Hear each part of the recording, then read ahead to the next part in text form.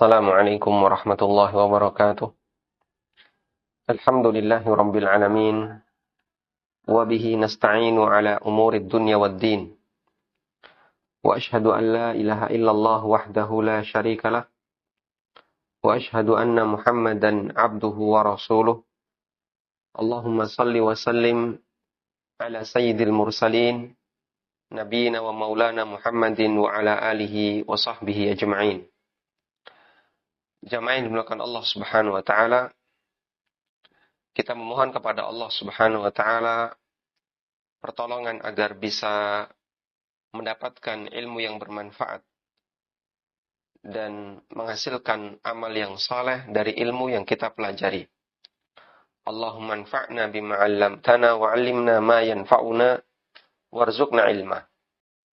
Berikutnya firman Allah di surat An-Nisa ayat 13 dan 14.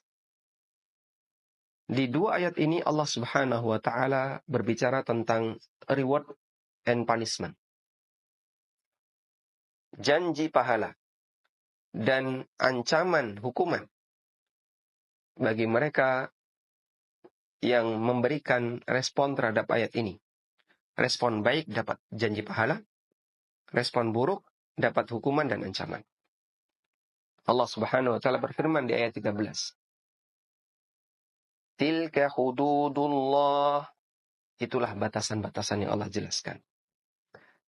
وَمَنْ يُطِعِ اللَّهَ وَرَسُولَهُ يُدْخِلْهُ جَنَّاتٍ تَجْرِي مِنْ تَحْتِهَا الْأَنْهَارُ.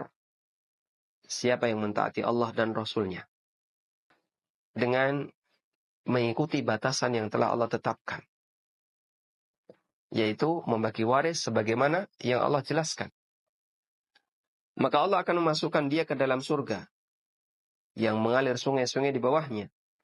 Khalidina fiha. Mereka kekal di dalamnya.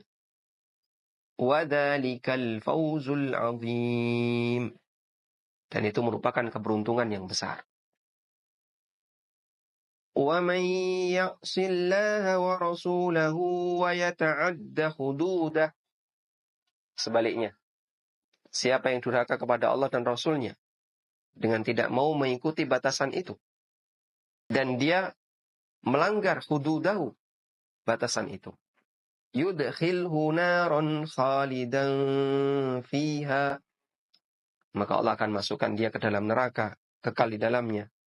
Walahu adabun muhin, dan dia akan mendapatkan siksaan yang menghinakan.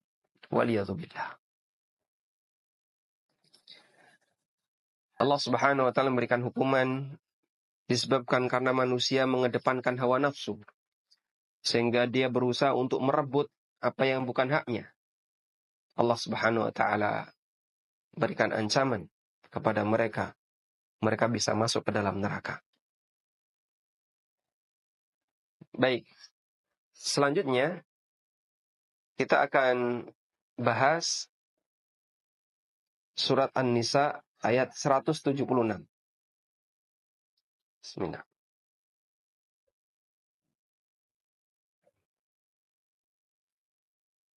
Ayat terakhir dari surat An-Nisa. Ayat terakhir dari surat An-Nisa masih berbicara tentang masalah warisan. Sehingga di situ terputus.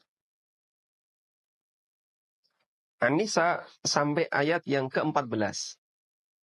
Tadi ada ayat 7, 8, kemudian lompat ke 11, 12, 13, 14. Berbicara tentang masalah pembagian warisan. Lalu putus setelah itu pembahasan berlanjut ulang di ayat ke-176. Kenapa kok nggak jadi satu? Kenapa kok nggak jadi satu? Kita memahami bahwasannya sistematika Al-Quran itu tidak sebagaimana kitab-kitab zaman sekarang yang dia dikelompokkan. Sholat, khusus sholat, habis. Nanti tentang puasa, khusus puasa, selesai. Nanti bab masalah zakat, khusus zakat. Bab masalah warisan dikumpulkan jadi satu. Tapi sistematika Al-Quran Allah Subhanahu wa Ta'ala zat yang maha mengetahui dan semuanya sesuai dengan hikmahnya.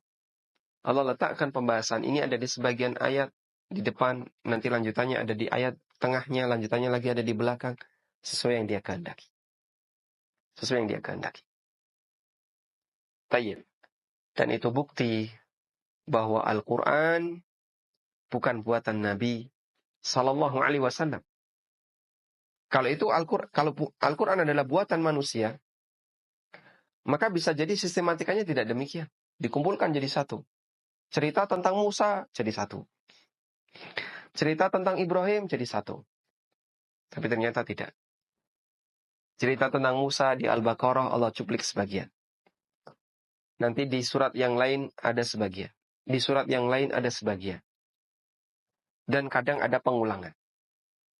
Sesuai yang Allah kehendaki. Dan ini merupakan dalil bahwa urutan ayat dalam Al-Quran itu berdasarkan wahyu. Tauqifi. Dia murni bimbingan wahyu, bukan ijtihad dari Nabi Sallallahu Alaihi Wasallam. Pada waktu turun, beliau mendapatkan sepenggal. Disimpan oleh sahabat. Turun lagi beliau dapat sepenggal. Disimpan oleh sahabat. Ada tukang catat wahyu. Ada yang menghafalkan. Sehingga ketika Nabi SAW dapat wahyu, beliau sampaikan, para sahabat menghafalkannya, ada yang mencatatnya. Lalu di akhir hayat beliau, Rasulullah SAW memberikan bimbingan. Dha' hadhil ayah fi kada, dha' hadhil ayah fi kada. Taruh ayat ini di sini, ayat ini di sini, ayat ini di sini, sehingga utuh di satu Quran. Dari situlah urutan Quran Allah jaga dan bisa kita baca dengan urutan sebagaimana yang ada dalam mushaf yang kita miliki. Selanjutnya, kita baca surat An-Nisa ayat 176. Yastaftunak, mereka meminta fatwa kepadamu, ya Muhammad. Mereka bertanya kepadamu. Mereka bertanya kepadamu, wahai Muhammad, tentang kalalah.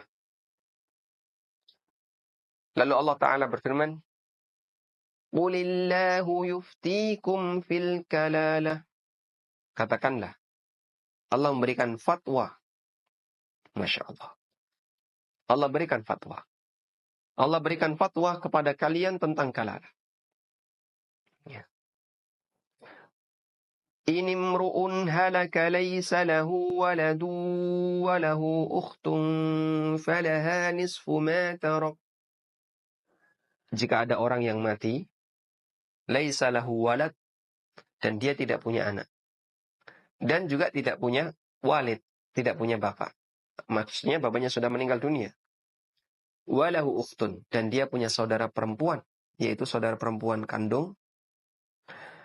Falaha nisfu ma tarak, maka saudara perempuan yang sendirian ini mendapatkan jatah warisan setengah. Wa huwa yarithuha illam yakul laha walad. Dan saudaranya yang laki-laki, dia mendapatkan warisan seluruhnya dari harta saudara perempuan, illam yakun laha walad. Jika saudara perempuan itu tidak punya anak. Sehingga saudara laki-laki sebagai apa? Asabah.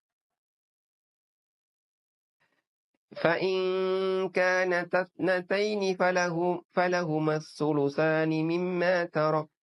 Kalau saudara perempuan itu 2 ke atas, maka keduanya mendapatkan 2/3. Mimma taraka, dari apa yang dia tinggalkan. Wa in kanu ikhwatar rijalan wa nisaan falidzakari mithlu hadzil unthayain. Dan kalau mereka terdiri dari banyak saudara, ada laki ada wanita, berlaku hukum tadi. Falidzakari mithlu hadzil unthayain. Saudara laki-laki mendapatkan 2 jatah dibandingkan perempuan. Yang laki-laki mendapatkan jatah 2 kali dibandingkan perempuan. Sehingga ada yang berbeda aturannya antara saudara seibu dengan saudara kandung. Yubayyinullahu lakum an tadillu. Allah jelaskan ini kepada kalian agar kalian tidak sesat. Wallahu bikulli syai'in alim. Dan Allah Maha mengetahui segala sesuatu. Baik. Sekarang kita akan lihat makna kalalah. Ayat ini menjelaskan tentang kalalah. Sebagaimana yang telah disebutkan di ayat 12. Tapi bedanya, di ayat 12 berbicara tentang saudara seibu.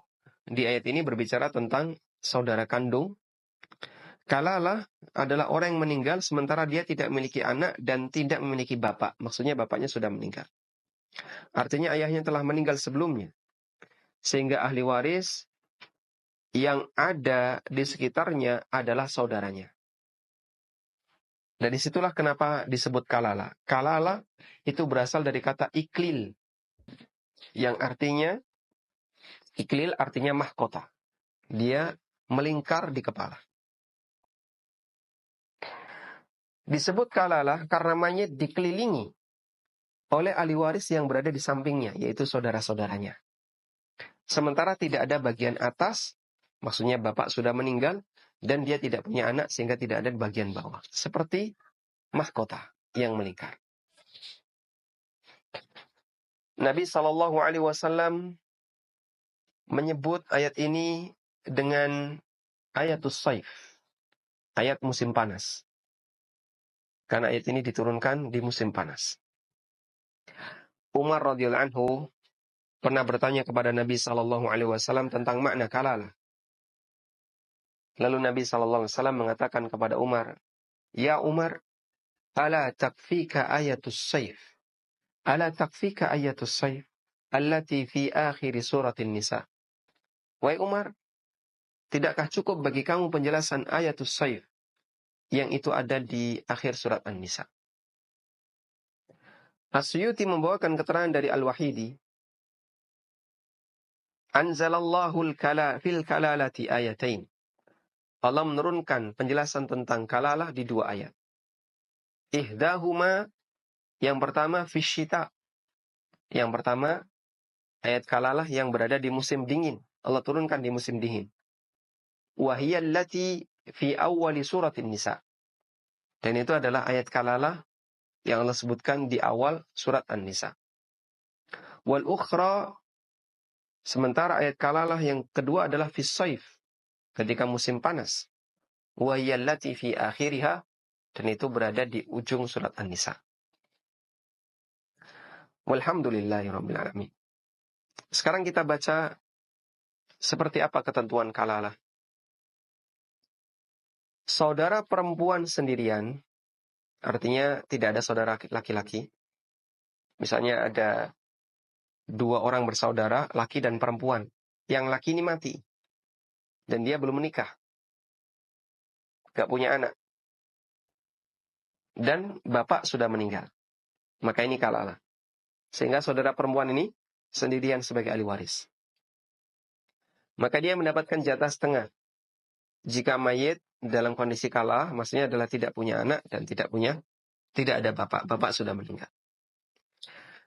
Yang kedua, jika saudara perempuan jumlahnya 2 orang ke atas, maka mereka mendapatkan 2/3. Dibagi rata. Dan ini, ketentuan ini berlaku jika tidak ada anak laki-laki, jika tidak ada saudara laki-laki. Dalam kondisi kalalah lakinya, tidak ada anak dan bapak sudah meninggal. Yang ketiga, saudara lelaki mendapatkan seluruh warisan jika mayat tidak memiliki ahli waris siapapun selain 1 orang ini, saudara laki-laki ini. Ya. Karena saudara laki-laki menerima asobah ketika mayat tidak memiliki anak dan bapak. Sehingga semuanya kembali kepada saudara laki-laki. Jika dia ada 2/3 dibagi rata. Jika ahli waris memiliki saudara, atau jika ahli waris adalah saudara yang terdiri dari laki dan perempuan, maka berlaku perbandingan 2/1. Lelaki mendapatkan jatah 2, sedangkan wanita mendapatkan jatah 1. Walhamdulillah. Baik jamaah, 3 ayat Anda ingat? An-Nisa 11, An-Nisa 12, dan An-Nisa 176 mencukupi untuk seluruh ilmu waris. Masya Allah. Sedangkan yang nggak disebutin itu dikiaskan. Sehingga berlaku sebagaimana kaidah dalam usul fikih. Kasus yang disebutkan dalam dalil, bagian yang tidak disebutkan dalam dalil, digunakan metode analogi, kias. Disamakan sebagaimana yang disebutkan dalam dalil. Dan saudara seayah, dia dianalogikan sebagaimana saudara kandung. Jika dia tidak ada saudara kandung, saudara seayah dapat. Insya Allah nanti kita akan bahas. Selanjutnya, bagian terakhir dari pembahasan ayat-ayat warisan, kita akan sebutkan firman Allah di surat Al-Anfal ayat 75. Allah Subhanahu wa taala berfirman di surat Al-Anfal ayat 75 yang merupakan akhir dari surat Al-Anfal. Wa ulul arhami ba'duhum awla bi ba'din fi kitabillah. Dan ulul arham ba'duhum awla bi ba'd fi kitabillah. Para kerabat sebagiannya lebih berat dibandingkan kerabat yang lain. Dibandingkan sesamanya yang bukan kerabat. Saya ulang ya. Wa ulul arham, dan para kerabat. Ba'duhum awla bi ba'din. Sebagian lebih berat dibandingkan yang bukan kerabat. Fi kitabillah, dan itu ketetapan dalam kitabullah. Innallaha bikulli syai'in alim. Sesungguhnya Allah Maha mengetahui segala sesuatu. Ayat ini menjelaskan kaidah bahwa semakin dekat kekerabatan seseorang dengan mayit, maka peluang untuk mendapatkan jatah warisan semakin besar. Dia mendapatkan jatah warisan yang semakin banyak. Dan dulu ada aturan yang aneh di masa jahiliyah dan di awal-awal Islam. Bahwa mengangkat saudara atau mengangkat kerabat itu sampai pada derajat bisa saling mewarisi. Dulu kan ada halif, ya. Halif itu bani yang lain yang mengikat perjanjian persaudaraan dengan bani yang lain. Misalnya begini. Jadi bani itu gambarannya kalau di Jogja persis seperti padukuan. Di sini ada padukuan kerajaan, ya. Ke utara dikit, jaraknya nggak sampai 500 meter, ada padukuan Bakungan. Ke utara dikit, yang jaraknya cuman ya sekitar 200 meter, 100 meter, sudah ada padukuan Kerapia. Nanti dari kerajaan ke timur sebelah sungai ada padukuan Blotan.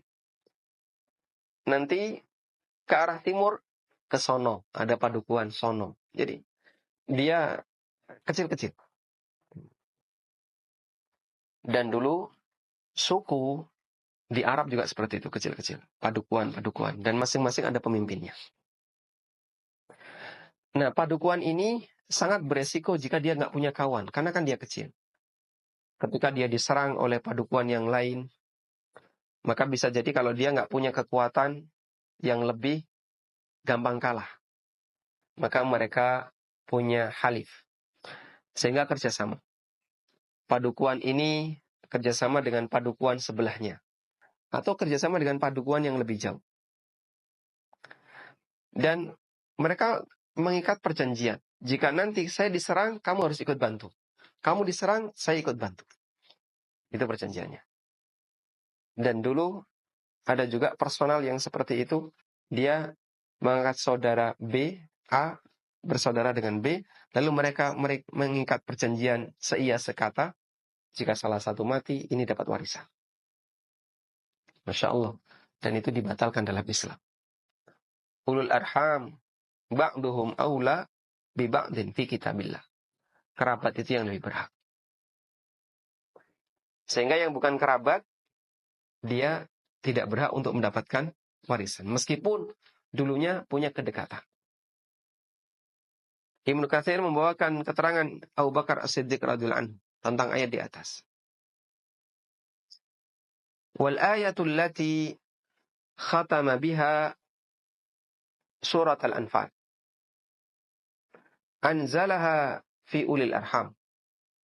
Ayat yang berada di akhir surat Al-Anfal, Allah turunkan tentang ulul arham. Ba'duhum aula bi ba'din. Sebagian mereka ya, lebih berhak mendapatkan jatah warisan dibandingkan yang lain. Fi kitabillah, berdasarkan kitabullah. Mimma jarat ar-rahimu minal asobah. Ya.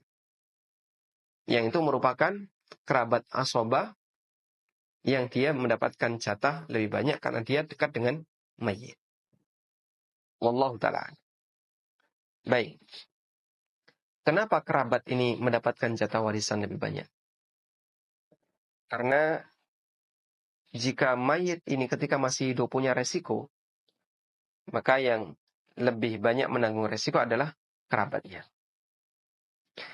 Sehingga karena kerabat ini menanggung resiko lebih besar jika mayit ini punya resiko sewaktu hidupnya, maka mereka punya peluang untung lebih besar, yaitu berhak mendapatkan jatah warisan. Wallahu ta'ala alam. Walhamdulillahi rabbil alamin. Kita telah menyelesaikan pembahasan tentang ayat-ayat warisan. Dan insya Allah di pertemuan berikutnya kita akan membahas tentang bab yang menjelaskan sebab perpindahan harta dari ortu ke anak. Saya tidak berbicara masalah warisan secara khusus, tapi kita bicara yang lebih global, sebab perpindahan harta dari ortu ke anak. Dan insya Allah akan kita bahas di pertemuan berikutnya. Insya Allah ta'ala. Wassallallahu ala nabiyyina Muhammadin wa ala alihi wa sahbihi wa sallam. Wa akhiru da'wana anil hamdulillahi rabbil alamin.